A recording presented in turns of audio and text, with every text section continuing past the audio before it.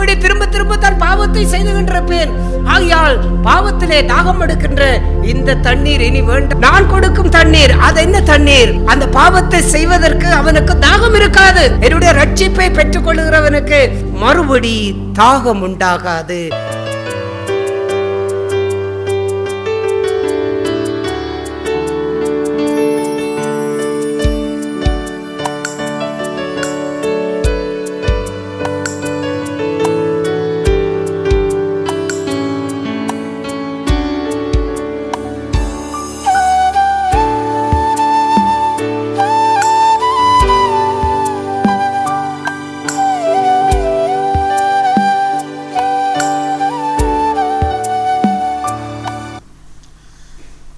பரிசுத்தமுள்ள எங்கள் பரலோக பிதாவே, நாங்கள் உம்மை துதிக்கிறோம். அப்பா, நாங்கள் உம்மை ஸ்தோத்திரிக்கிறோம்.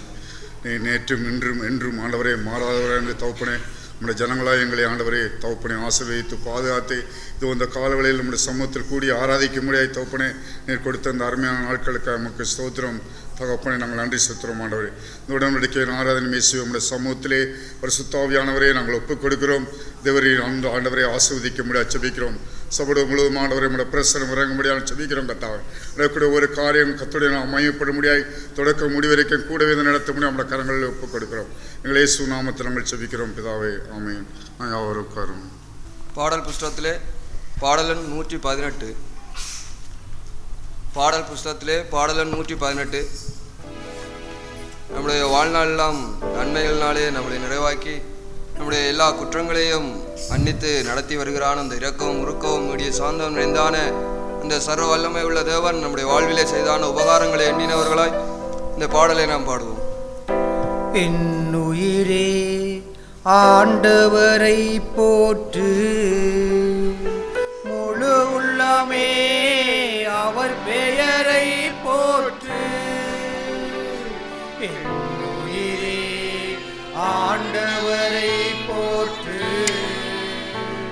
முழு உள்ளமே அவர் பெயரை போற்று. அவர் செய்த சகல உபகாரங்களை நீ ஒரு நாளும் மறவாதே, ஒரு போதும் மறவாதே.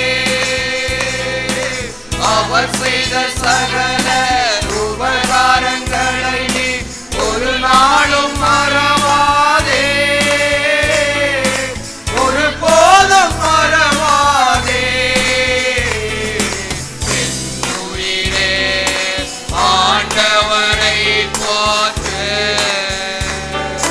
முழு உள்ளமே அவர் பெயரை போற்று. குற்றங்களை எல்லாம் மன்னிக்கிறார், நோய்களை குணமாக்கி நடத்துகிறார். குற்றங்களை எல்லாம் மன்னிக்கிறார், நோய்களை குணமாக்கி நடத்துகிறார். அவர் செய்த சகல உபகாரங்களை நீ ஒரு நாளும் மறவாதே, ஒரு போதும் மறவாதே. அவர் செய்த சகல உபகாரங்களை நீ ஒரு நாளும் மறவாதே, ஒரு போதும் மறவாதே. என்னுயிரே ஆண்டவரை போற்று, முழு உள்ளமே அவர் பெயரை போற்று. படுகொலியில் நின்று விடுவிக்கிறார், இரக்கத்தை முடியாக சூட்டுகிறார்.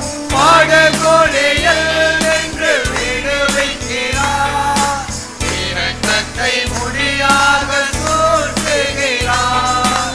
அவர் செய்த சகல உபகாரங்களை ஒரு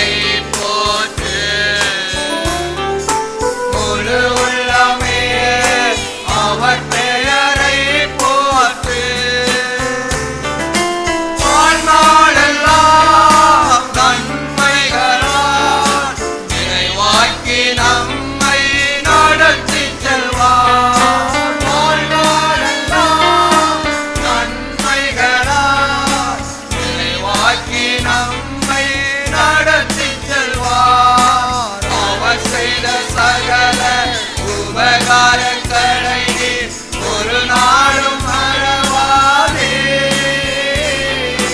ஒரு போலும் மறவாதே. அவர் செய்த சகல உபகாரங்களை நீர் ஒரு நாளும் மறவாதே, ஒரு போலும் மறவாதே.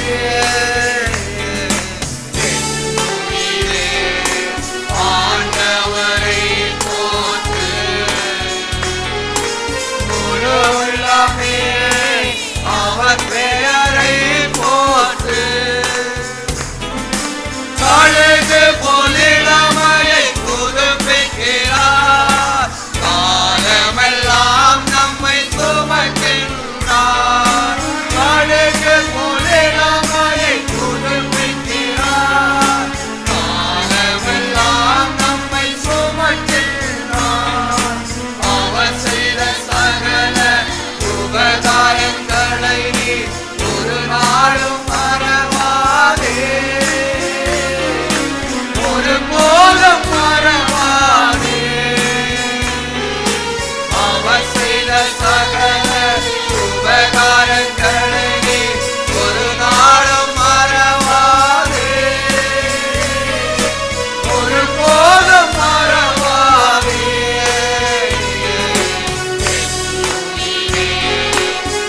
ஆண்டவரை போற்று, முழு உள்ளமே அவர் பெயரை போற்று. மோசேக்கு வழிகள் வெளிப்படுத்தினார், அதிசய செயல்கள் காணச் செய்தார். மோசேக்கு வழிகள் வெளிப்படுத்தினார், அதிசய செயல்கள் காணச் செய்தார். அவர் செய்த சகல உபகாரங்களை நீர் ஒரு நாளும் மறவாதே, ஒரு போதும் மறவாதே. அவர் செய்த சகல உபகாரங்களை நீர் ஒரு நாளும் மறவாதே, ஒரு போதும் மறவாதே.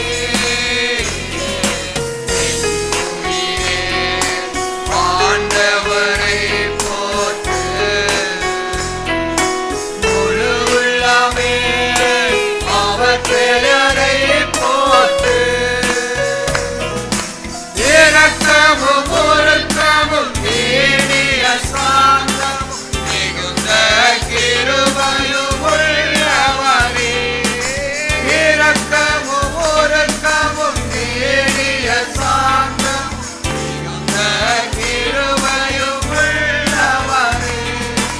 அவர் செய்த சகல உபகாரங்களை நீர் ஒரு நாளும் மறவாதே, ஒரு போதும் மறவாதே. அவர் செய்த சகல உபகாரங்களை நீர் ஒரு நாளும் மறவாதே, ஒரு போதும் மறவாதே.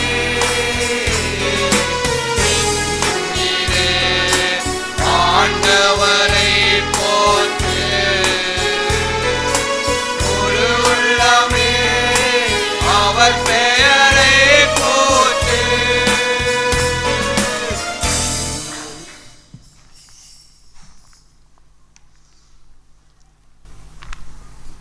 பேரன்பின் கீதங்கள் பாடல் புஸ்தகத்திலே பாடல் எண் 29. பேரன்பின் கீதங்கள் பாடல் புஸ்தகத்திலே பாடல் எண் 29. தேவனை பாடி துதித்து அவர் நாமத்தை மகிமைப்படுத்துகின்றான அந்த பாடலை நம்முடைய அற்பமான இந்த சரீரத்திலே அவர் தங்கக்கூடியான ஆலயமாய் மாற்றி அற்புதம் செய்தான் அந்த வல்லமை உள்ள தேவனை, சர்வ வல்ல தேவனை மகிமைப்படுத்தும் வண்ணமாய் நாம் இந்த பாடலை பாடுவோம். தேவனை பாடி துதித்திடு, அவர் நாமத்தை மகிமைப்படுத்திடு. தேவனை பாடி துதித்திடு, அவர் நாமத்தை மகிமைப்படுத்திடு. வானம் பூமியாளும் சர்வ வல்ல தேவன் வந்து தங்கினார் என்னுள்ள மதிலே. வானம் பூமியாளும் சர்வ வல்ல தேவன் வந்து தங்கினார் என்னுள்ள மதிலே. தேவனை பாடி துதித்திட அவர் நாமத்தை மகிமைப்படுத்திட. தேவனை பாடி துதித்திட அவர் நாமத்தை மகிமைப்படுத்திட. வானம் பூமியாளும் சர்வ வல்ல தேவன் வந்து தங்கினார் என்னுள்ள மதிலே. வானம் பூமியாளும் சர்வ வல்ல தேவன் வந்து தங்கினார் என்னுள்ள மதிலே. என்னை கண்டே நேசித்தார் தம் சித்தம் செய்ய என்னை நோக்கினார். என்னை கண்டே நேசித்தார் தம் சித்தம் செய்ய என்னை நோக்கினார். கரம் பற்றி என்னை நடத்திட காலமெல்லாம் கூடவே என்னுடன். கரம் பற்றி என்னை நடத்திட காலமெல்லாம் கூடவே என்னுடன். எத்தரையில் என்னை நித்தம் அன்பு செய்த தத்தம் செய்த தேவனின் அன்பை எண்ணி பாடு. எத்தரையில் என்னை நித்தம் அன்பு செய்த தத்தம் செய்த தேவனின் அன்பை எண்ணி பாடு. தேவனை பாடி துதித்திட அவர் நாமத்தை மகிமைப்படுத்திட. தேவனை பாடி துதித்திட அவர் நாமத்தை மகிமைப்படுத்திட. வானம் பூமியாளும் சர்வ வல்ல தேவன் வந்து தங்கினார் என்னுள்ள மதிலே. வானம் பூமியாளும் சர்வ வல்ல தேவன் வந்து தங்கினார் என்னுள்ள மதிலே. அற்பமான வாழ்வின் ஆரம்பம் தேவ ஆசீர்வாதம் நிறைந்திடும் முடிவிலே. அற்பமான வாழ்வின் ஆரம்பம் தேவ ஆசீர்வாதம் நிறைந்திடும் முடிவிலே. நன்மை ஏதும் என்னில் இல்லையே, நம்பிக்கையின் தேவன் என்னுடன். நன்மை ஏதும் என்னில் இல்லையே, நம்பிக்கையின் தேவன் என்னுடன். நல்லதையே செய்யும் நல்ல இருதயத்தை நல்கிடும் நல் தேவனின் அன்பை எண்ணி பாடு. நல்லதையே செய்யும் நல்ல இதயத்தை நல்கிடும் நல் தேவனின் அன்பை எண்ணி பாடு. தேவனை பாடி துதித்திட அவர் நாமத்தை மகிமைப்படுத்திட.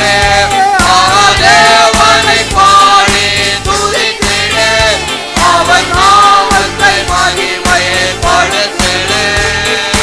வானம் பூமியாளும் சர்வ வல்ல தேவன்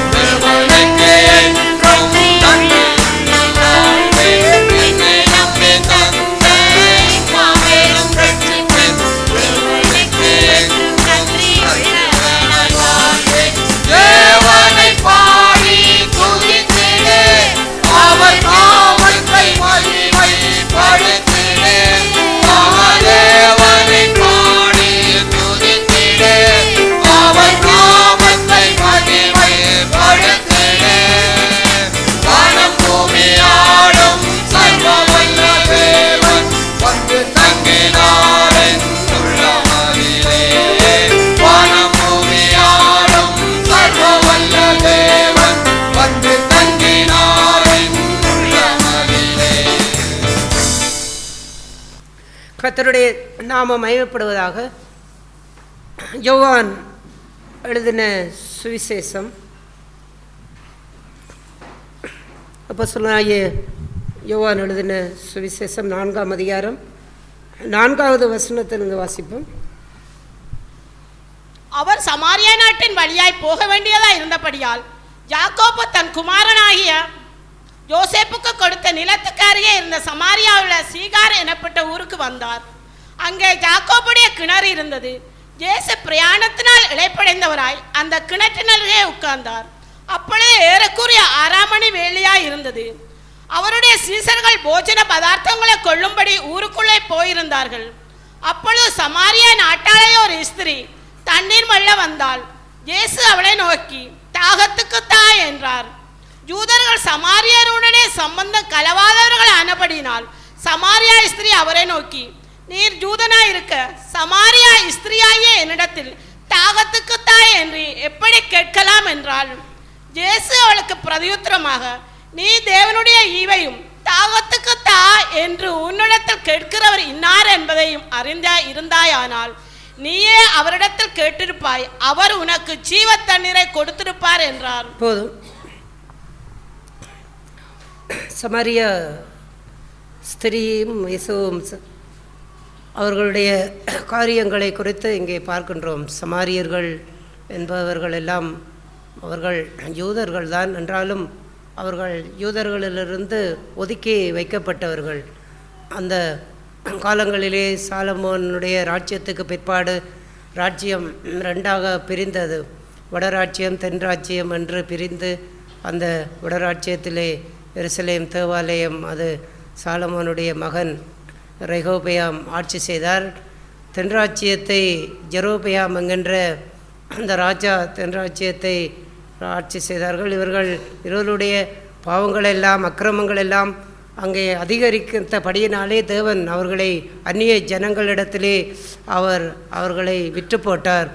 அந்த பாபிலோனியர்களோ இல்லாவிட்டால் கல்தேயர்களோ இவ்வாறான அந்நிய ஜனங்கள் அவர்களை யுத்தம் செய்து அந்த இஸ்ரேல் ஜனங்களை எல்லாம் அடிமைகளாக கொண்டு அவர்களுடைய தேசங்களுக்கு கொண்டு போனார்கள். அவ்வாறு கொண்டு போகப்பட்டவர்கள் பிற்பாடு அவர்கள் திரும்பவும் அந்த தங்களுடைய தேசத்திற்கு போகலாம் என்று சொல்லப்பட்டாலும் சிலர் ஜனங்கள் அவர்கள் அந்த அந்நிய தேசங்களிலேயே சில யூதர்கள் இருந்து விட்டார்கள்.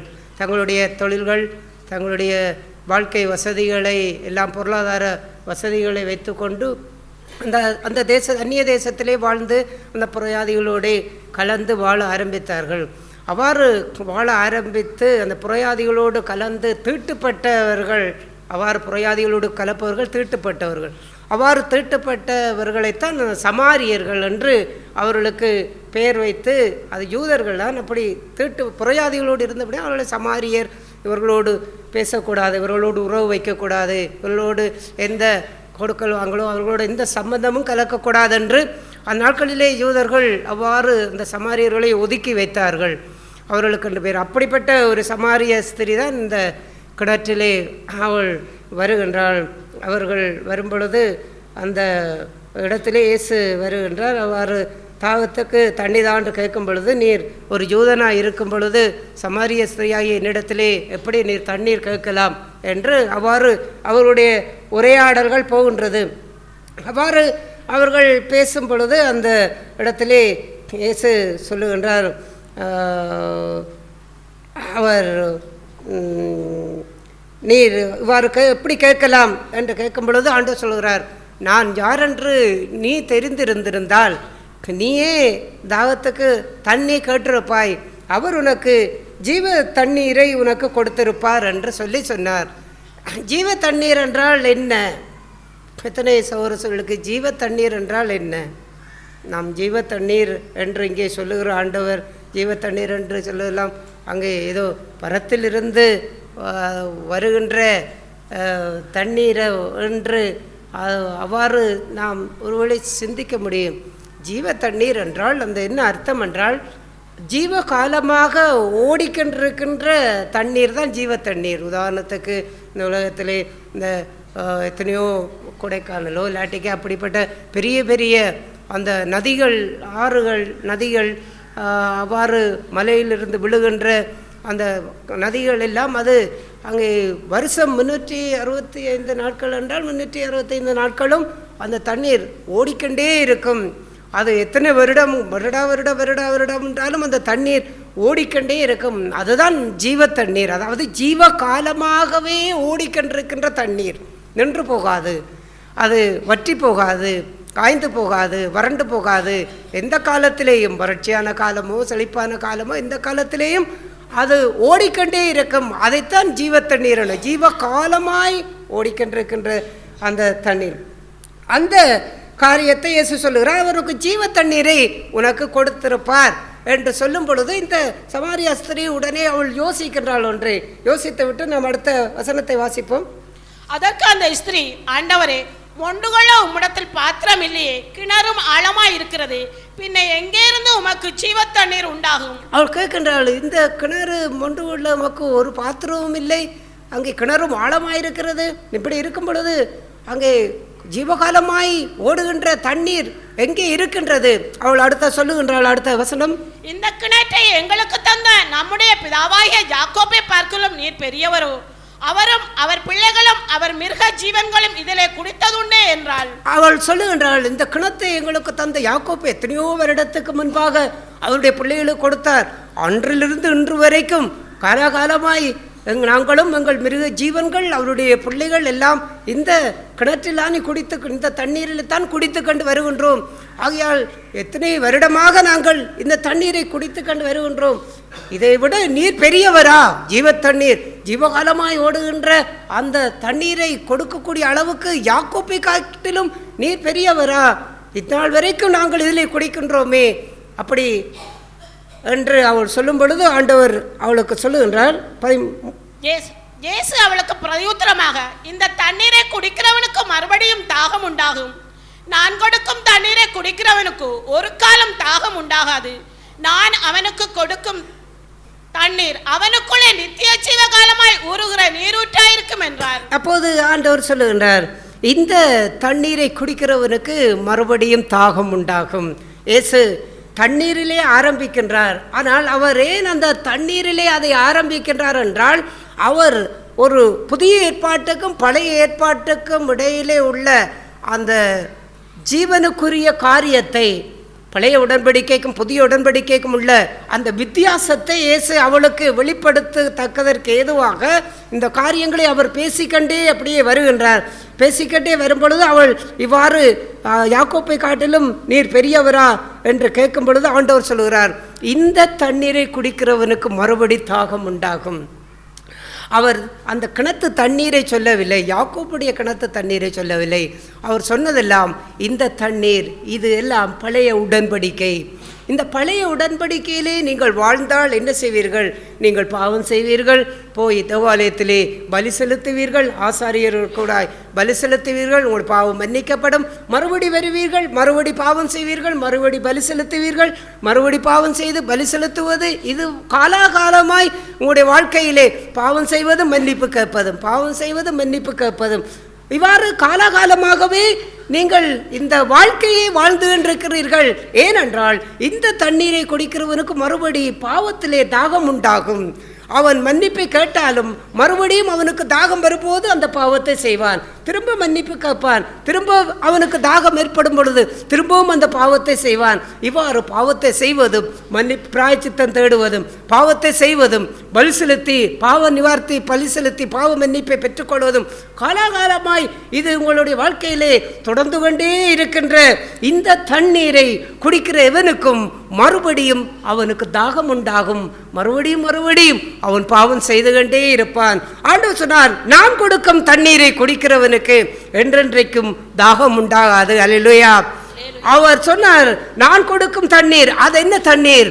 ஒரு பாவ மன்னிப்பை ஒருவன் பெற்றால் அவன் மறுபடியும் அந்த பாவத்திலே வாழ்வதற்கு, அந்த பாவத்தை செய்வதற்கு அவனுக்கு தாகம் இருக்காது. அவன் உண்மையாய் மனம் திரும்பி, நேர்மையாய் மனம் திரும்பி, தன்னுடைய பாவ வாழ்க்கைக்கு மனம் திரும்பி, தன்னுடைய வாழ்க்கையை ரட்சிக்கப்பட்டு அவருக்குள்ளே ஒப்பு கொடுத்து வாழ்ந்தால் இந்த புதிய உடன்படிக்கை, என்னுடைய ஜீவனுக்கு ஏதுவான இந்த வாழ்க்கை, இந்த தண்ணீரை குடிப்பவனுக்கு, என்னுடைய ஜீவனை பெற்றுக்கொள்ளுகிறவனுக்கு, என்னுடைய ரட்சிப்பை பெற்றுக்கொள்ளுகிறவனுக்கு, என்னுடைய பாவ மன்னிப்பின் அங்கே நிச்சயத்தை பெற்றுக்கொள்ளுகிறவனுக்கு மறுபடி தாகம் உண்டாகாது. எதிலே தாகம் உண்டாகாது? பாவத்திலே தாகம் உண்டாகாது. அவன் பாவத்தை செய்துவிட்டு மன்னிப்பு கேட்டுவிட்டு திரும்பவும் அந்த பாவத்தை திரும்பவும் செய்து திரும்பவும் மன்னிப்பு கேட்டு திரும்பவும் செய்கின்ற அதெல்லாம் பாவத்திலே தாகம் எடுக்கின்ற வாழ்வு. அந்த தாகத்தை தீர்ப்பதற்காகத்தான் அவர்கள், அது கோபமாக இருக்கலாம், இச்சையாக இருக்கலாம், இல்லாவிட்டால் எந்த மாயைக்குரிய எந்த காரியங்களாக இருக்கலாம், எதுவும் அவருடைய வாழ்க்கையிலே எப்போதெல்லாம் தாகம் எடுக்கின்றது அப்போதெல்லாம் குடிப்பார்கள். ஆண்டவர் சொன்னார், இது தாகம் உண்டாகாது, அவனுக்கு பாவத்திலே தாகம் உண்டாகாது. அவர் அதை சொல்லும்போது சொன்னார், நான் கொடுக்கும் தண்ணீரை குடிக்கிறவனுக்கு ஒரு காலத்திலும் தாகம் உண்டாகாது. ஏன் என்றால் அவனுடைய ஜீவ காலமெல்லாம் அந்த அவனுக்குள்ளே இருந்து ஜீவ ஊற்று, அது நீரூற்றாய் ஜீவ ஊற்றாய் அது ஊறிக்கண்டே இருக்கும் என்றார். அப்படி என்றால் இப்பொழுது இவனுக்கு பாவத்திலே தாகம் இல்லை, இப்பொழுது இவனுடைய தாகம் இல்லாமல் அங்கே நித்திய ஜீவகாலமாய் அவனுடைய இருதயத்திலிருந்து ஊறுகின்ற நீரூற்று, அந்த நீரூற்று இப்பொழுது இருதயத்திலிருந்து அது ஊற்றெடுக்கின்றது. அந்த ஊற்று இப்போது எந்த தாகத்தை கொடுக்கின்றது? பரிசுத்தத்திலே தாகம், தெய்வ பயத்திலே தாகம், தேவனுடைய நீதியிலே தாகம். ஆண்டவர் சொன்னார், நீதியின் மேல் பசி தாகம் உள்ளவர்கள் பாக்கியவான்கள், திருப்தி அடைவார்கள். அப்படிப்பட்ட தேவனுடைய நீதியை செய்வதற்கும் அவருடைய பரிசுத்தத்துக்குள்ளாய் வாழ்வதற்கும் கர்த்தருக்கு பயந்து கர்த்தருக்கு பிரியமாய் அவரை மகிமைப்படுத்தி வாழ வேண்டும் என்பதே இந்த நீரூற்று எப்போதுமே அவனுக்குள்ளே ஜீவ காலமாக அது ஊற்றெடுத்து கண்டே இருக்கும், அது வற்றாது.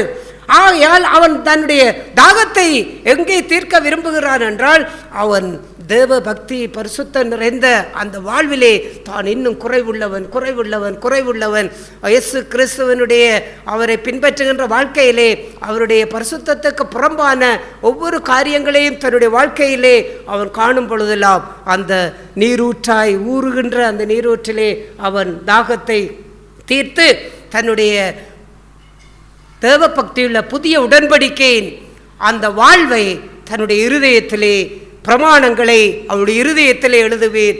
அவர்களின் தேவனாயிருப்பார்கள், அவர்களின் ஜனமாயிருப்பார்கள், நான் அவர்கள் தேவனாயிருப்பேன். இந்த உறவை புதிய உடன்படிக்கையிலே பாதுகாத்து கொண்டு வாழுகின்ற அந்த வாழ்க்கையின் நீரூற்றுத்தான் நித்திய ஜீவகாலமாய் நீ வாழ்கின்ற காலம் வரைக்கும் அவனுக்குள்ளே ஊறிக்கண்டே இருக்கும். மற்றபடி இந்த தண்ணீரை குடிப்பவனுக்கு மறுபடி தாகம் உண்டாயிக்கண்டே இருக்கும். இதை ஆண்டவர் சொல்லும் பொழுது உடனே அந்த ஸ்திரீ அவரை பார்த்து கேட்கின்றாள். நாம் வாசிப்போம். அந்த ஸ்திரீ அவரை நோக்கி, ஆண்டவரே, எனக்கு தாகம் உண்டாகாமலும் நான் இங்கே மொண்டு கொள்ள வராமலும் இருக்கும்படி அந்த தண்ணீரை எனக்கு தர வேண்டும் என்றாள். இவள் உடனே இவளுக்கு கொஞ்சம் விளங்கி விட்டது. கொஞ்சம் என்றால் ஒரு முழுவதும் இல்லை, லேசாக கொஞ்சம் விளங்கி விட்டது. இவள் உடனே கேட்கின்றாள், அப்படி என்றால் ஆண்டவரே அந்த தண்ணீரை எனக்கு தாரும். ஏனென்றால் எனக்கு தாகம் இருந்தால் தானே நான் இந்த கிணற்றுக்கு வருவேன், தண்ணீர் அல்ல. நீர் கொடுக்கின்ற அந்த தண்ணீரை நான் குடித்தால் எனக்கு தாகம் வராது. அப்படி தாகம் வராவிட்டால் இந்த கிணற்றுக்கும் நான் வரமாட்டேன் தானே. நான் அள்ளுவதற்கும் வரமாட்டேன், குடிப்பதற்கும் வரமாட்டேன்.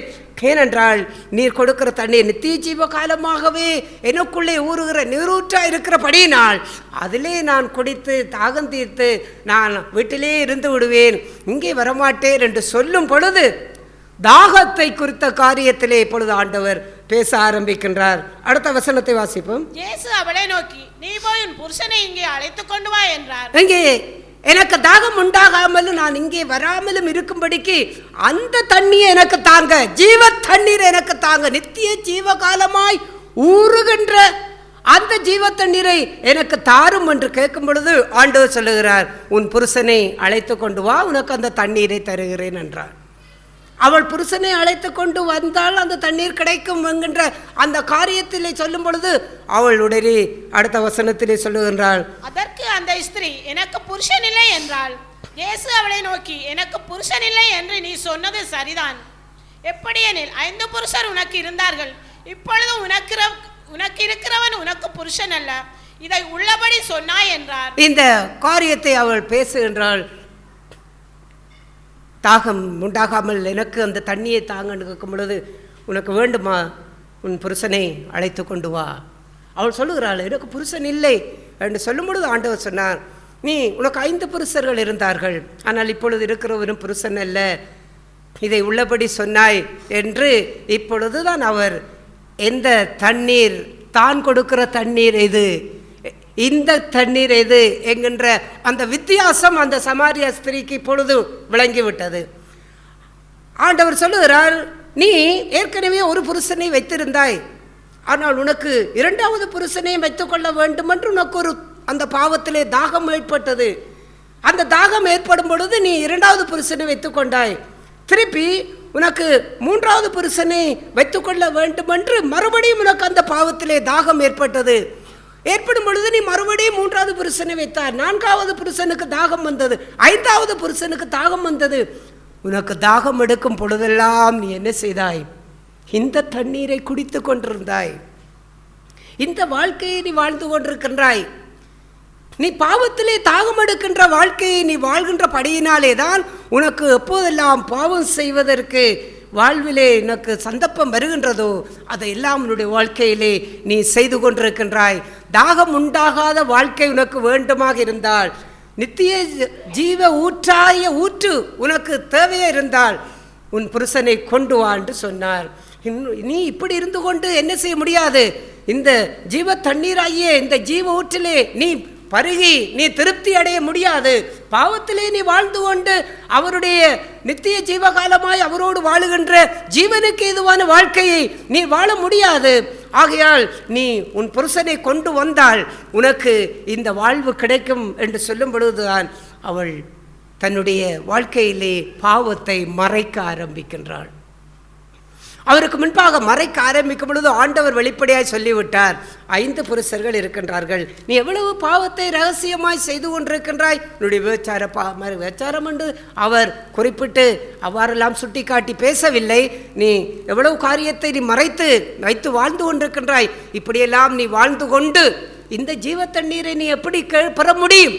இது எப்படி உனக்கு கிடைக்க முடியும்? இது பரிசுத்தத்துக்கேற்ற ஜீவ ஊற்றல்லவா? இது தேவனை உண்மையாய் தேடுகின்ற வாழ்வல்லவா? இது அவருக்கு பயந்து வாழுகின்ற பரிசுத்த ஜீவியம் அல்லவா?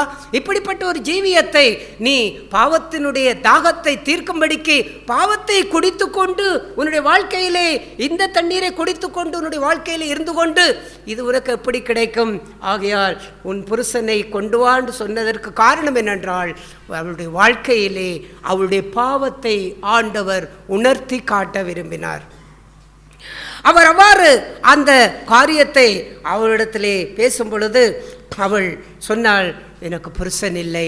இப்பொழுது இந்த வார்த்தையிலே தான் ஆண்டவர் எந்த ஒரு வாழ்க்கையிலே அவளுடைய ஜீவியத்திலே இடைப்பட ஆரம்பித்தாள் என்றால், அவள் அந்த காரியத்தை பேசின பிற்பாடு அவள் உடனே அவரை பார்த்து சொல்லுகின்றார், ஆண்டவரே, நீர் ஒரு தீர்க்கதரிசி என்று உம்மை காண்கின்றேன். என்னுடைய காரியத்தெல்லாம் நீர் சொல்லிவிட்டீர் பாருங்கள். அவள் தன்னுடைய வாழ்க்கையிலே அவள் ஒரு மெய்யாய் அவளுடைய இருதயத்தை ஆண்டவர் தொட்டு விட்டார். அவள் பெரிய ஒரு பாருங்கள் 5 புருஷரை வைத்துக்கொண்டு வாழ்கின்றாள் என்றால் அவள் எப்படிப்பட்ட ஒரு பாவியாக இருந்திருப்பாள். ஆனால் அவளுடைய ஜீவியத்தை ஆண்டவர் தொட்டு விட்டார். அவள் சொல்லு, நீர் தீர்க்கதரிசி என்று காண்கின்றேன் என்று சொல்லிவிட்டு அவள் கீழே அடுத்த கட்டம் ஆரம்பிக்கின்றாள். எங்கள் பிதாக்கள் இந்த மலையிலே தொழுது கொண்டு வந்தார்கள், நீர் எருசலேமிலே தொழ வேண்டும் என்று சொல்லுகிறீர். எருசலேமில் தான் தேவாலயம், எருசலேம் தேவாலயம் வட ராஜ்யத்திலே தான் இருந்தது. அந்த தென் ராஜ்யத்திலே அவர்கள் எல்லாம் மலைகளிலும் அங்கும் இங்கும் பலிகளை செலுத்தி கொண்டு வந்தார்கள். ஆகையால் அவள் இந்த மலையில் நாங்கள் தொழுது கொள்ளுகிறோம் என்று சொன்னாள்.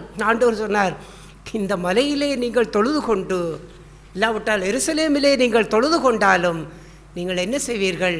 நீங்கள் பாவம் செய்வீர்கள், நீங்கள் பலி செலுத்துவீர்கள், திரும்ப பாவம் செய்வீர்கள். இப்படித்தான் உங்களுடைய வாழ்க்கை போகும். இப்படியெல்லாம் அங்கும் இங்கும் தொழுது கொள்வன்ற காரியம் அல்ல. பிதாவை எங்கும் தொழுது கொள்ள வேண்டும். உன்னுடைய வீட்டிலே தொழுதுகொள், உன்னுடைய இருதயத்திலே தொழுதுகொள், உன்னுடைய அந்தரங்க வாழ்க்கையிலே தொழுதுகொள். அங்கு உண்மை இருக்கின்றதா பார். உன்னுடைய ஜீவியத்திலே உண்மை இருக்கிறதா பார். உன்னுடைய ஜீவியத்திலே தேவனை தொழுது கொள்ளக்கூடிய ஆவி இருக்கிறதா பார். அவ்வாறு அந்த காரியத்தை இயேசு அடுத்த கட்டமாக அவர் பேச ஆரம்பிக்கின்றார். ஆகையால் அவளுடைய ஜீவியத்திலே அவளுடைய வாழ்வை இயேசு எப்படி அங்கே தொடுகின்றார், அவ்வாறான அந்த ஜீவியத்திலே அவர் தொட ஆரம்பிக்கும் பொழுது அவள் என்ன செய்கின்றாள் என்று பார்க்கின்றோம். 28வது வசனத்தை வாசிப்போம். நீங்கள் அறியாததை தொழுது கொள்ளுகிறீர்கள். 28வது வசனம்.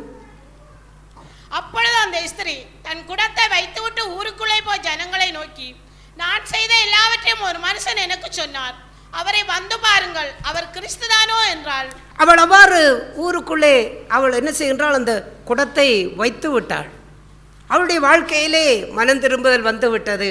அவள் ஏன் அந்த குடத்தை வைத்து விட்டு போனாள்? இந்த தண்ணீர் தனக்கு இனி சரி வராது. ஏனென்றால் இது பாவத்துக்கு தாகம் எடுக்கக்கூடிய தண்ணீர். இது மறுபடியும் தான் பாவம் செய்வதற்கு தாகத்தை தனக்கு மறுபடியும் கொடுக்கும். மறுபடியும் திரும்ப திரும்ப தான் பாவத்தை செய்துகின்ற பெண்.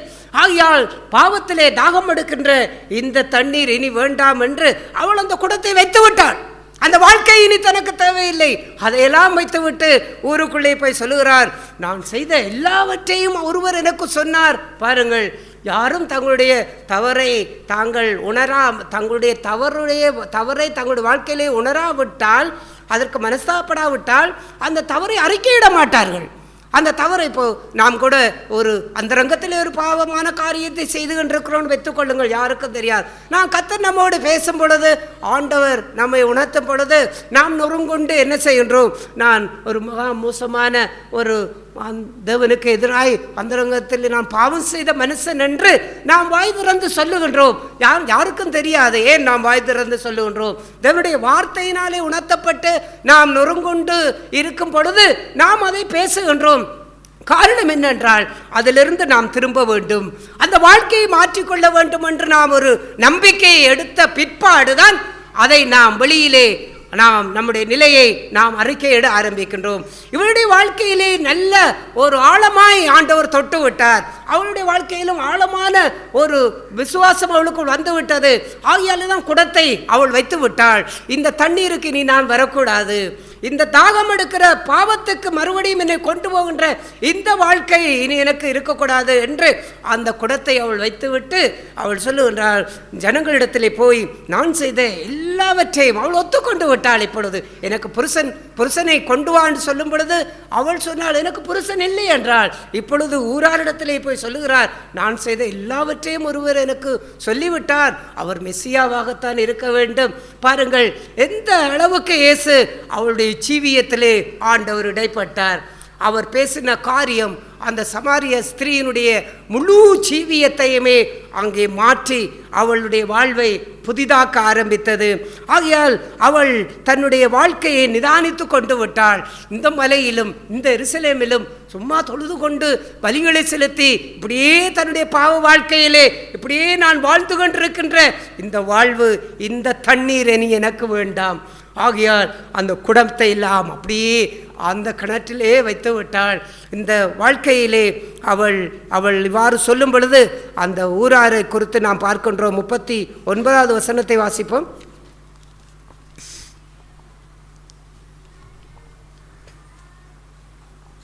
அதே 4ஆம் அதிகாரம் 39வது வசனம். நான் செய்த எல்லாவற்றையும் எனக்கு சொன்னார் என்று சாட்சி சொன்ன அந்த ஸ்திரீனுடைய வார்த்தை நிமித்தம் அந்த ஊருள்ள சமாரியரில் அநேகர் அவர் மேல் விசுவாசம் உள்ளவர்களானார்கள். ஒரு மனம் திரும்புகின்ற ஒரு விசுவாசியினுடைய வாழ்க்கையிலே எப்படிப்பட்ட ஒரு அற்புதம் உருவாகின்றது பாருங்கள். ஒருவன், ஆண்டவர் சொன்னார், ஒரு பாவி மனம் திரும்புவது அது மிகப்பெரிய சந்தோஷத்தை கொடுக்கும். ஒரு குடும்பத்திலே ஒருவன் ரட்சிக்கப்பட்டால் அந்த குடும்பம் ரட்சிக்கப்படும். இந்த வார்த்தையில் எல்லாம் எவ்வளவு வல்லமை இருக்கின்றது. அந்த வல்லமை எப்பேற்பட்ட ஒரு காரியத்தை செயல்படுத்த முடியும். இவளுடைய ஒரு மனம் திரும்புதல், ஆழமான இவளுடைய மனம் திரும்புதல் அந்த ஊராரே இயேசுவை விசுவாசிக்கக்கூடிய அளவுக்கு அவளுடைய வாழ்க்கையிலே விசுவாசத்தை அவர்களுக்குள்ளே கட்டி எழுப்பியது. ஒரு சமாரியா ஸ்திரீயினுடைய மனம் திரும்புதல்.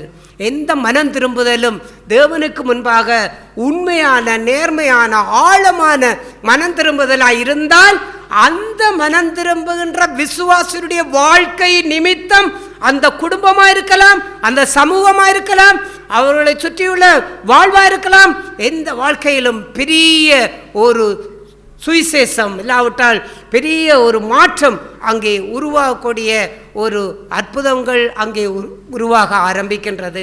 அது ஒரு மனுஷனுடைய மனம் திரும்புதல்.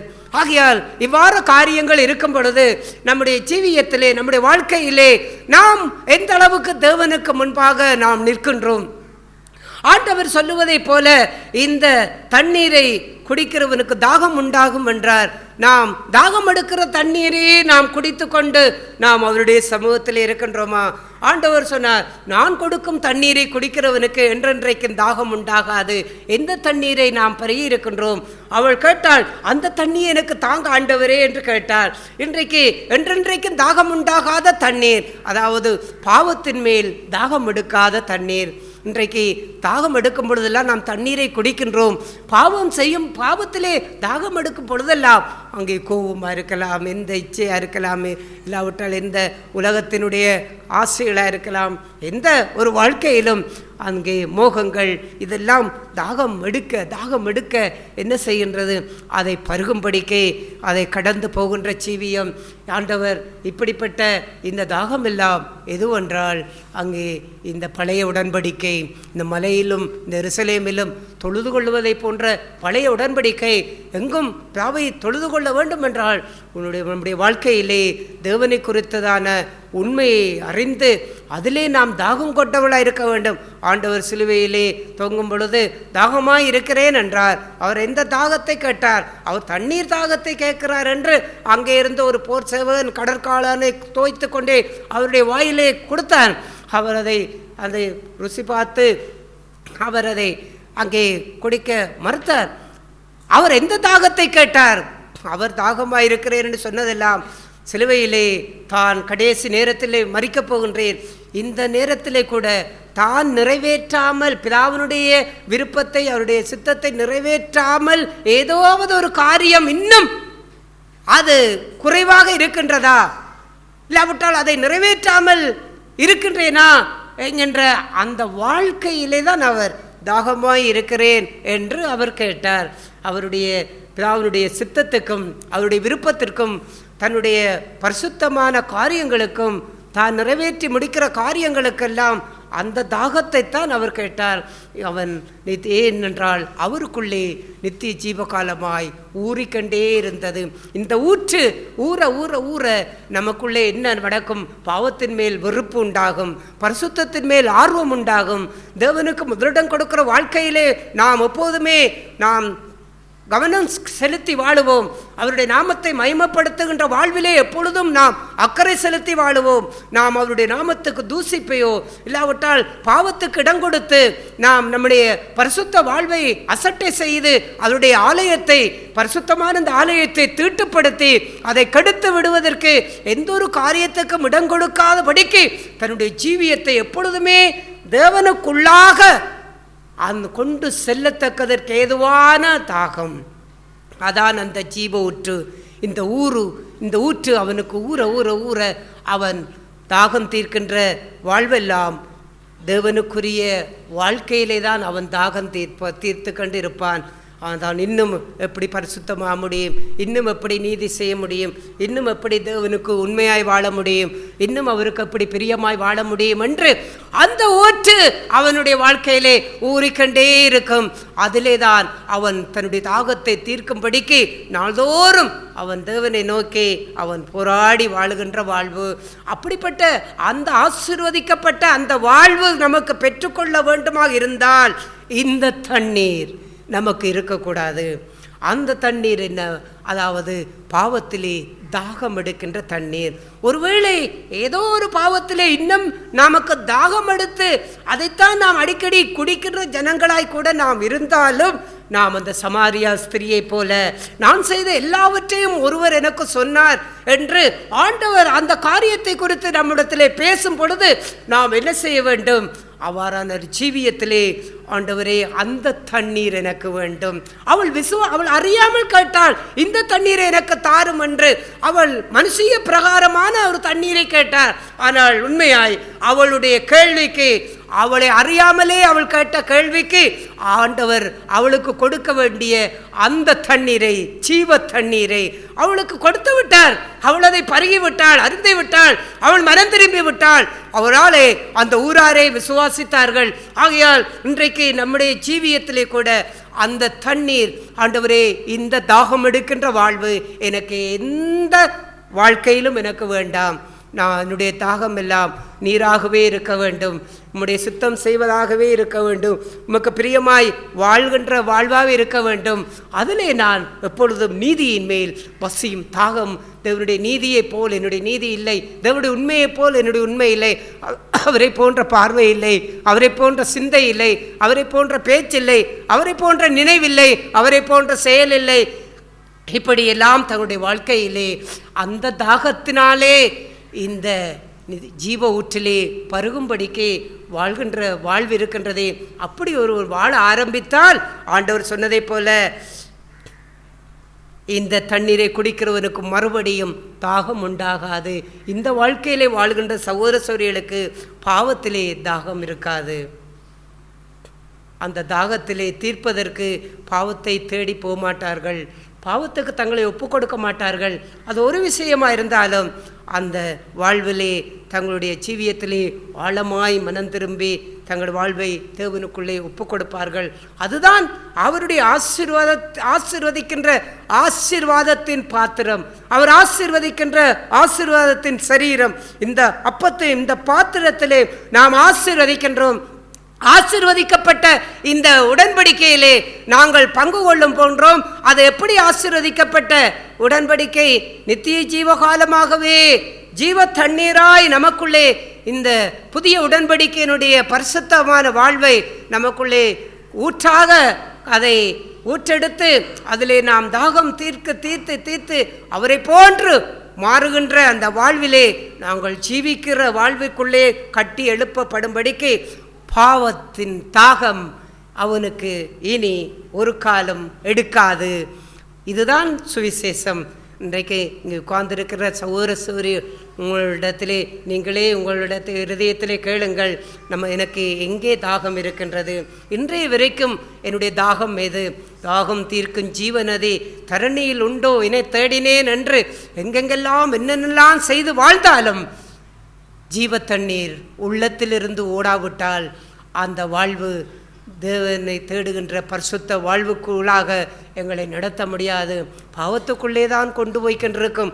ஆகையால் நம்முடைய ஒவ்வொருடைய வாழ்க்கையிலும் இந்த சமாரியா ஸ்திரீயினுடைய வாழ்வு, அவளுடைய மனம் திரும்புதல் எவ்வளவு சவாலாக இருந்தது.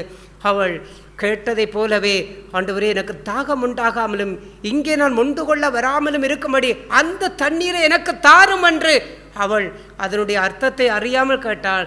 அதை சரியாக இயேசு அவளுடைய கேள்வியை போன்றே அவளுக்கு கொடுத்து விட்டாள். அவள் இனி இந்த கணத்துக்கு வரமாட்டாள். 5 புருஷர் இருந்தார்கள், இனி அவளுக்கு ஒருவரும் இல்லை. நான் செய்த எல்லாவற்றையும் சொல்லிவிட்டார். அவர் மெசியா. அவள் விசுவாசித்தாள். அவளுடைய வாழ்க்கை மாறியது. நித்திய ஜீவகாலம் வருகிற ஜீவொற்றிலே அவள் பருக ஆரம்பித்தாள். அவளுக்கு பாவத்திலே தாகம் எடுக்கவில்லை. இனி அந்த யாக்கோப்புடைய கிணத்துக்கு போக வேண்டிய தேவை அவளுக்கு இல்லை. இதுதான் சுவிசேஷம். இந்த வாழ்க்கையிலே நாம் அதுக்குள்ளே நம்முடைய வாழ்வை ஒப்பு கொடுத்து அந்த ஊற்று நமக்குள்ளே ஊற்றெடுக்க ஆரம்பித்து விட்டால் பாவத்திலே நாம் தாகம் எடுத்து போகமாட்டோம். ஒருவருக்கும் தெரியாமல் ரகசியமாய் அவர் பார்க்கக்கூடாது, இவர் பார்க்கக்கூடாது, அவர் பார்த்து விடுவாரோ இவர் பார்த்து விடுவாரோ என்றெல்லாம் மனுஷருக்கு பயந்து, சூழ்நிலைகளுக்கு பயந்து, இப்படியெல்லாம் பயந்து ஒரு மனுஷன் ஒரு பாவத்தை விட்டு விலக மாட்டான். அவன் நித்திய ஜீவகாலமா ஜீவ ஊற்றாய் ஊறிக்கொண்டிருக்கிறவன். அவன் சொல்லுவான், நான் செய்த எல்லாவற்றையும் ஒருவர் எனக்கு சொன்னார், நான் என்ன செய்து கொண்டிருக்கின்றேன், ரகசியமாய் என்ன பாவத்தை செய்து கொண்டிருக்கின்றேன், அந்தரங்கத்திலே என்ன தீமையை செய்து கொண்டிருக்கின்றேன், இருதயத்திலே யாரை பகைத்துக் கொண்டிருக்கின்றேன், நான் செய்த எல்லாவற்றையும் அவர் எனக்கு சொன்னார். அதை தன்னுடைய வாழ்க்கையிலே ஏற்று இந்த தண்ணீரை நான் குடிக்க வேண்டும். தாகம் எடுக்காத தண்ணீரை குடிக்க வேண்டும். ஆகையால் இந்த ஒரு மகிமையான வாழ்வு எங்களுடைய வாழ்வை மாற்றும், எங்களுடைய குடும்பத்தை மாற்றும், சமூகத்தை மாற்றும், சபையை ஆசீர்வதிக்கும். இப்படிப்பட்ட இந்த வாழ்விலே நாமும் ஆசீர்வதிக்கப்பட்டு தாகம் எடுக்கின்ற வாழ்வல்ல, நித்திய ஜீவனுக்குரிய வாழ்க்கையிலே தாகம் எடுக்கின்ற ஜீவோற்று அதுதான் ஊற வேண்டும். அந்த வாழ்விலே நாம் ஆசீர்வதிக்கப்படுவோம். தேவன் நம்மை ஆசீர்வதிப்பாராக. ஆமென். தேவன் பேசிய வார்த்தைக்காக தேவன் அதிகமாக சோத்திருக்கிறேன். ஆண்டவர் பேசிய போல உண்மையாய் அவர் இடத்தில் பருகிறவன் ஒரு காலம் தாகமடையாத ஒரு வாழ்க்கையே அவர் சொன்னதெல்லாம் எதே என்றால் அவர் உண்மையாய் தம்முடைய வல்லமையான மகத்துவமுள்ள ஒரு வாழ்க்கையின் ஜீவியத்தையே அவர் வெளிப்படுத்தி காண்பித்தார். ஏன்னா அந்த ஸ்திரீயிடத்திலே நீ ஒரு காலம் என்ன செய்ய மாட்டாய், உனக்கு தாகம் வராதென்று சொல்கிற வாழ்க்கையெல்லாம் அவர் பரிசுத்தாவினுடைய வல்லமையை, மகத்துவத்தின் அந்த வல்லமையை வெளிப்படுத்தி காண்பித்தார். ஏனால் அவர் எப்பொழுதும் அவருக்குள்ளான ஒரு வாழ்க்கையின் ஜீவியத்தையே கட்டி எழுப்பத்தக்கதாக பரிசுத்தாவியானவர் அவர் நடப்பிக்கிற ஒரு வாழ்க்கை. இயேசு அதே அதிகாரத்திலே 7ஆம் அதிகாரம் 37வது வசனம் 38வது வசனத்தை வாசிப்போம். பண்டிகையின் கடைசி நாளாகிய பிரதான நாளிலே இயேசு நின்று சத்தமிட்டு, ஒருவன் தாகமாயிருந்தால் என்னிடத்தில் வந்து பானம் பண்ண கடவன். வேதவாக்கியம் சொல்லுகிறபடி என்னிடத்தில் விசுவாசமாயிருக்கிறவன் அவனோ அவன் உள்ளத்திலிருந்து ஜீவ தண்ணீர் உள்ள நதிகளோடும் என்றார். 39வது தம்மை விசுவாசிக்கிறவர்கள் அடைய போகிற ஆவியை குறித்து இப்படி சொன்னார். இயேசு இன்னும் மகிமைப்படாது இருந்தபடியினால் பரிசுத்தாவி இன்னும் அருளப்படவில்லை. ஆமென்.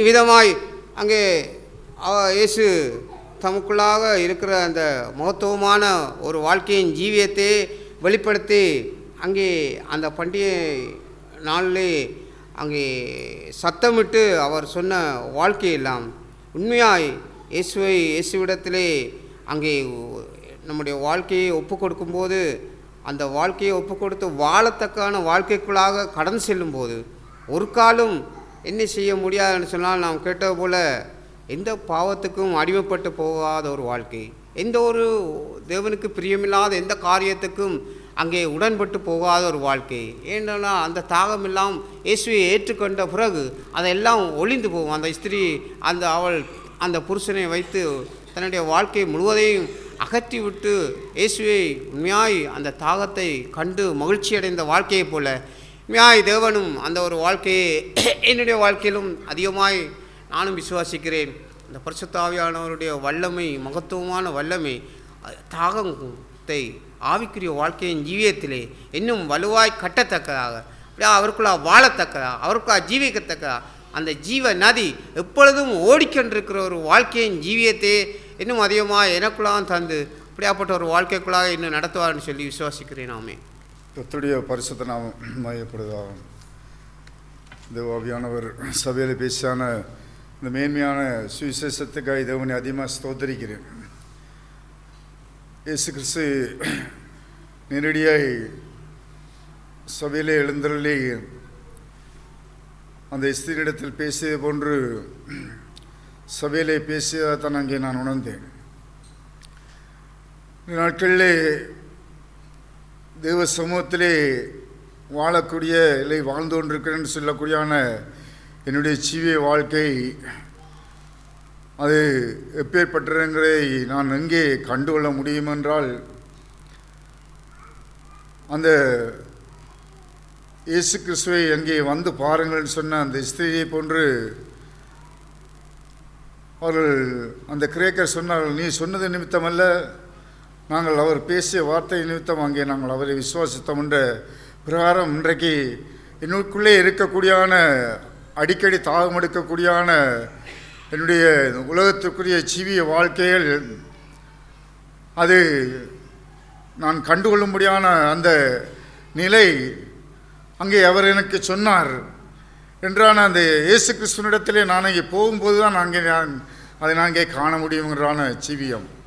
அப்பொழுதுதான் அங்கே அந்த அடிக்கடி தாகம் எடுக்கக்கூடிய அந்த தண்ணீரிலே நான் அங்கே முழுவதுமாய் அங்கே அதை அகற்றி போட்டுவிட்டு கர்த்தருடைய சமூகத்திலே ஜீவகாலம்லாம் எனக்குள்ளாய் ஊறக்கூடியான அந்த நீரூற்றிலே நான் அங்கே எப்பொழுதுமே வளரும்படியான அந்த ஆவிக்குள்ளே வளர முடியுங்கிறான அந்த மேன்மையான சுவிசேஷத்தை தேவன் அந்த காலையில் வேளையிலே பேசி என்னையும் அதிகமாக எங்கே பலப்படுத்தினால் தேவனை ஸ்தோத்தரிக்கிறேன். என்னுடைய ஜீவிய வாழ்க்கையிலும் அப்பேற்பட்டான அடிக்கடி மீண்டு கொள்ளக்கூடியான என்னுடைய பாவ வாழ்க்கை, இந்த உலகத்தின் வாழ்க்கை அங்கே ஜீவ வாழ்க்கையில் இங்கே ஒருவதும் அங்கே காணப்படக்கூடாபடிக்கு கர்த்தருடைய சமூகத்திலே ஜீவகாலமெல்லாம் அங்கே எனக்குள்ளே அது நதியாய் புரண்டோடக்கூடியான அந்த ஜீவிய வாழ்க்கையில் எப்பொழுதும் எனக்குள்ளே அது அனல் உண்டு எரியும்படியாக பரிசுத்த ஆவியானவனே வரக்கூடிய காலங்களே என்னை நடத்துவான்னு சொல்லி விசுவாசத்தை அறிக்கை செய்யணும்.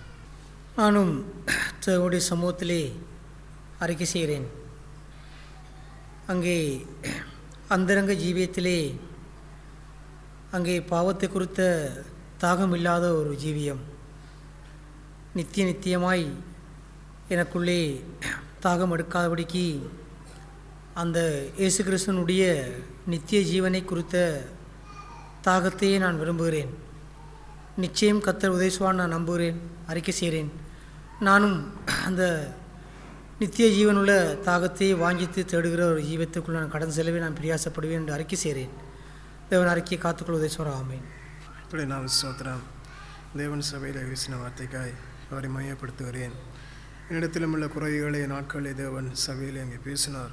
நானும் இங்கே தகுதியில்லாத ஒரு மனுஷனாய் இங்கே கொடுத்த வார்த்தையின் பிரகாரம் ஒரு கடிந்து கொள்ளப்பட்ட ஒரு மனுஷனாக இங்கே இருந்தேன். என்னிடத்தில் உள்ள இந்த ஜீவியத்தை குறித்த நாட்களில் தேவன் பேசும்போது என்னுடைய கடந்த நாட்கள் இன்றைக்கி மிகவும் தாகமுள்ள ஒரு வாழ்க்கை இங்கே காணப்பட்டதே நாட்களில் தேவன் எனக்கு உணர்த்தினார். இங்கே நான் தாகம் எடுக்க மறுபடியும் அந்த தண்ணீரை குடிக்கிற அந்த பாவத்தை குறித்து நாட்களில் தேவன் பேசினார்.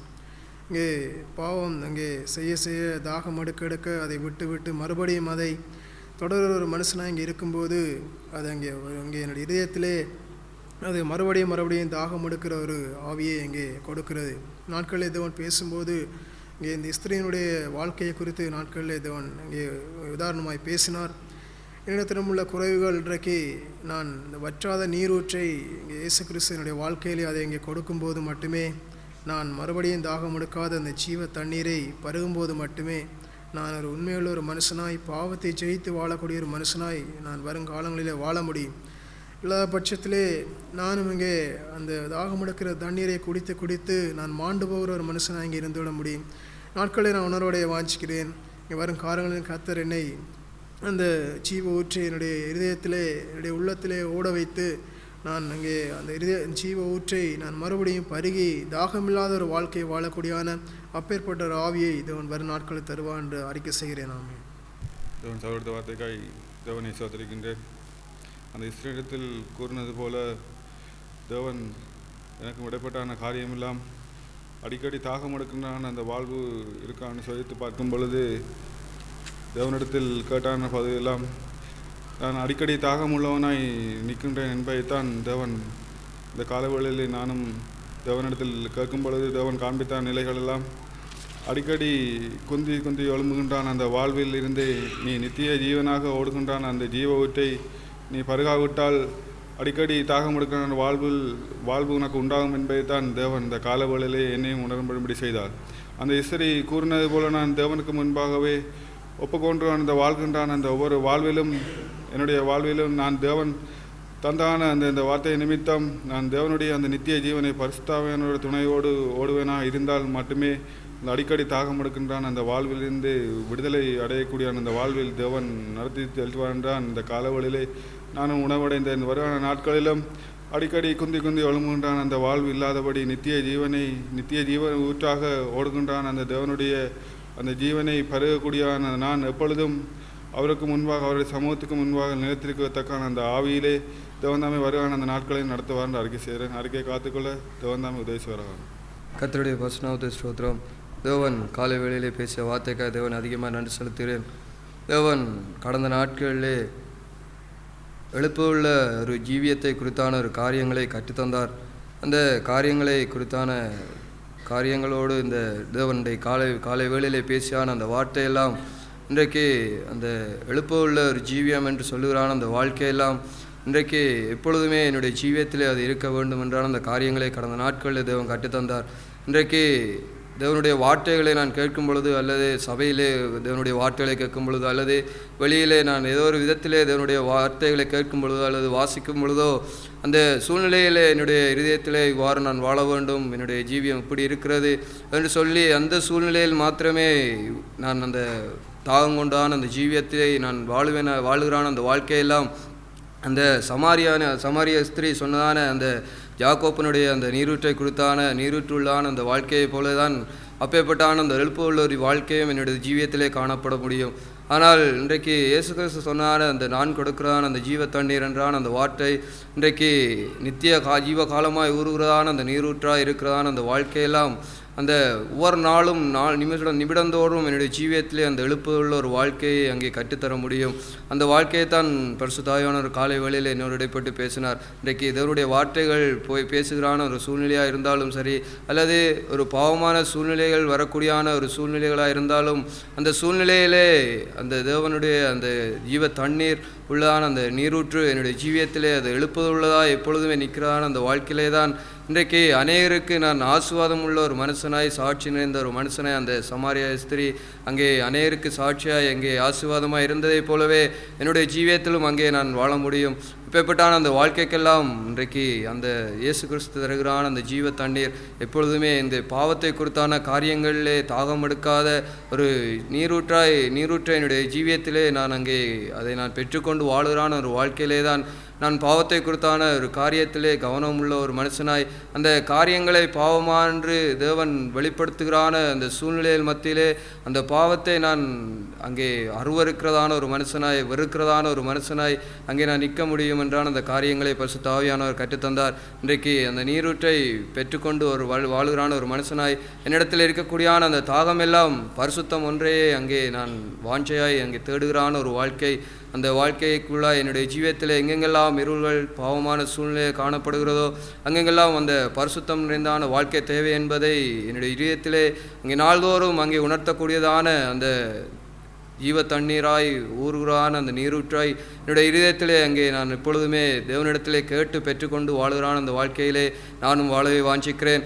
சூழ்நிலையில் மத்தியிலே வீழ்ந்து போகிறான் அந்த நேரங்கள் வரும்பொழுது அந்த சூழ்நிலையில் மத்தியிலே அந்த சமாரிய ஸ்திரியைப் போல அந்த குடத்தை வைத்துவிட்டு உடனே சென்றதான அந்த வாழ்க்கையைப் போல இன்றைக்கு தேவனுடைய அந்த நீரூற்றை அது எவ்வளவு தாகம் எடுக்காத நீரூற்று என்பதை நான் உணர்ந்தவனாய் இந்த சூழ்நிலையிலே தேவனுடைய உணர்த்துகளை பெறுகிறான் அந்த வேளையிலே அதை உடனடியாக விட்டு தேவன் அந்த தாகம் எடுக்காத அந்த நீரூற்றை என்னுடைய ஜீவியத்திலே பருகி அதை எப்பொழுதுமே என்னுடைய ஜீவியத்திலே காத்து கொண்டு வாழுகிறான் அந்த வாழ்க்கைக்குள்ளாய் கடந்து செல்ல பரிசுத்தாவியானவர் அப்பேற்பட்டான ஒரு ஆசீர்வாதம் நிறைந்தான ஒரு வாழ்க்கைக்கு நேராய் என்னை நடத்துவார் என்று விசுவாசிக்கிறேன். நான் எங்கள் பரலோக பிதாவே, இந்த நாளிலும் உம்முடைய மேச்சையிலே ஆண்டவரே நாங்கள் அமர பண்ணத்தக்கதாய் எங்களையும் நீர் தகுதிப்படுத்தி ஆண்டவரே நாங்கள் உம்முடைய வார்த்தைகளை கேட்டு உம்முடைய நித்திய ஜீவனுக்கு ஏதுவான ஜீவன் உள்ள ஜனங்களாய் ஆண்டவரே நாங்கள் வாழும்படிக்கு இந்த உடன்படிக்கையிலும் எங்களை தகுதிப்படுத்திய தெய்வம் உன்னுடைய உடன்படிக்கைக்கு நாங்கள் வாழ்நாள் எல்லாம் உண்மையாய் ஜீவிக்க எங்களுக்கு உதவி செய்தருளும். எப்போதும் ஆண்டவரே உம்மிலே நாங்கள் தாகம் கொண்டு வாழுகின்ற ஜனங்களாய் உம்முடைய நாம மகிமைக்காய் உம்மை தேடுகின்ற வாழ்விலே எப்போதும் தாகம் கொண்டு ஆண்டவரே நாங்கள் உம்முடைய ஜீவனுக்கு சொந்தக்காரராய் நாங்களும் மாற எங்கள் வாழ்நாள் முழுவதும் எங்கள் எல்லோரையும் ஆசீர்வதித்தருளும், பலப்படுத்தியருளும். உண்மையுள்ள ஜனங்களாய் எப்போதும் உமக்கு முன்பாய் நிற்க எங்களுக்கு உதவி செய்தருளும். இயேசு கிறிஸ்து நாமத்தில் பிதாவே.